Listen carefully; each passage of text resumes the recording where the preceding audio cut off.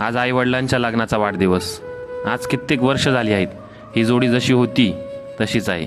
ना प्रेम कमी झालं आहे, ना विचारांची मतभेद. आईवडिलांकडून बघून मला एक गोष्ट समजली. नातं हे टिकत नसतं, टिकवावं लागतं. विचारांची दिशा विरुद्ध जरी असली तरी नात्यात, प्रेमात तो विरुद्धपणा नको. जर काल दोघांमध्ये काही छोटी मोठी नोकझोक झाली असेल तर दोघं एकमेकांशी न बोलता एकमेकांची काळजी करतात. आणि मध्ये आम्हाला घेऊन तुझे बाबा जेवले का, तुझी आई जेवली का हे विचारणं म्हणजे न बोलता केलेलं प्रेमच की. अशी गोड नाती सध्या का तयार होत नाहीत? आपल्या आईवडिलांसारखी पिढी सध्या का दिसत नाही?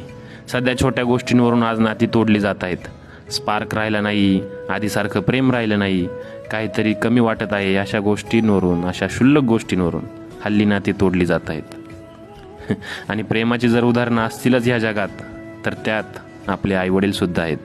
माझ्या आईवडिलांना लग्न वाढदिवसाच्या हार्दिक हार्दिक शुभेच्छा. असेच नेहमी आनंदी राहा.